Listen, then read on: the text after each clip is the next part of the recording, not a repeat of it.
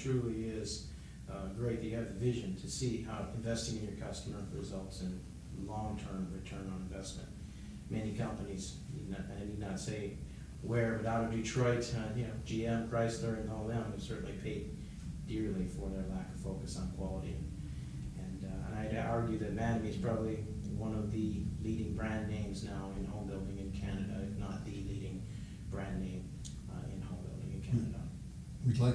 We'd like to think we're there-ish, and realize how fragile it is to keep that incredible advantage. And just going back to the car analogy, you have a bad car from GM 25 years ago, you still complain about it. And I think they might be making good damn cars today, for all I know. Yeah, But their image is really tarnished with me. it is. And the same holds true of our business. So it's the constant vigilance that we don't sort of sit back on our laurels, that to spend too much time congratulating ourselves, but that we need to be really careful of in any business, and particularly I think one as emotional charged as selling homes. One of the areas that came up through the research was doors and plumbing fixtures, which are obviously key materials of putting it into a house. Tell us a little bit about your materials and philosophy on quality materials that you guys put in. Well, we don't build luxury homes by and large, although some of our customers might beg to differ because they would see their home as really quite luxurious. But we don't build custom homes, I guess I should say. Mm-hmm. And we offer homes in most of our communities across a wide variety of demographics, a wide variety of price points and ages and stages in life. And it's not a matter necessarily of using the most luxurious material, it's of using the material well. So it's quite frankly, is our door any different than anybody else's? In a few cases, it's marginally better, but it's also about how well is it fit, how well is it finished, Right. how well is it tested to make sure it's functioning properly before the home is handed over to the customer, and if there's a problem, how well it's serviced after. Mm-hmm. With regard to plumbing fixtures, I'm not going to tell you that we sit and test all the plumbing fixtures, but Somebody's doing it. somebody's doing it somewhere, I guess. Right. Yeah. Well, good. And one of the areas too, which in fact the number one area rated was days past to make corrections. So you mentioned when something might go, astray. That was one of the number one area. It was the number one area compared to your competition. So tell us about your service philosophy, because ultimately things do go wrong in this industry, although we all wish it was a perfect process. Well, as you said, homes are made by human hands out of largely living materials, and wood, concrete, things like that are subject to change after they go in the house. And what we need to do is not be in denial of that fact, but to embrace that fact, and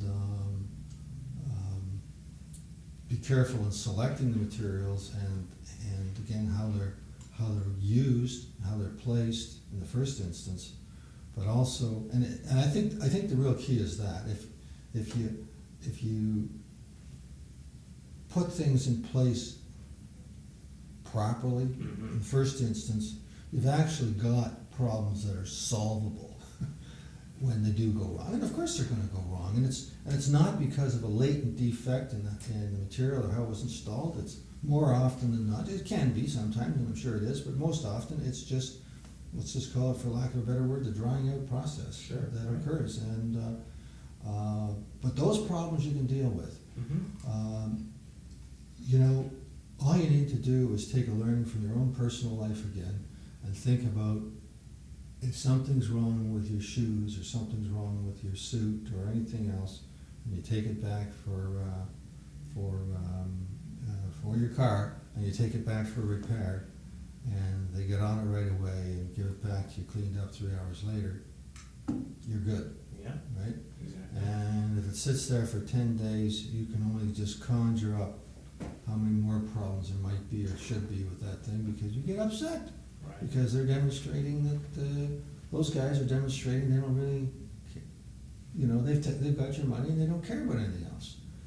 And we just need to get on top of that, stay on top of it, stay out in front. And that's part of, we were talking earlier about sort of having a system in place Mhm. so that you can track those complaints, so that you can measure your and score how well we're doing and what percentage we're getting done between the PDI and closing, what percentage we're getting done within 7 days after closing, what percentage and how long it's taking us to after the 30-day and 12-month inspections, how many items and how long it's taking. And everybody's keenly aware of how important those numbers are to us, Right. and they're feeding into our philosophy. First step of improvement is to measure. Measure it and it will improve, yeah. Right? Yeah, That's the yeah, saying. yeah. As a final thought, can you tell us a little bit about the future direction for Mattamy here in the GTA, new projects coming online, and anything that... What, in the GTA, if we could get a little more help from government, just help is the wrong word, cooperation would be a better word. Yeah, We have 10 master plan communities wonderful. that have been on the drawing, that are not open today, that are on the drawing boards for, quite frankly, too long. Mm. And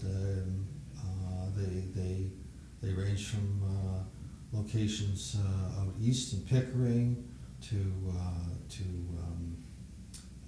communities in Brampton, North Oakville, Kitchener, Alliston, all really exciting communities, and we're really getting some good traction in some of the jurisdictions in getting these things up and running. Mm-hmm. And hopefully, with a little, if we get some wind at our back in terms of approvals, most of them will be open in the next 12 or 18 months. Wonderful. Well, I want to again congratulate you on the award this year, and thank you for your time today, and truly is an honor. Paul, thank you. Thank Nice you. chatting with you as always. Yeah.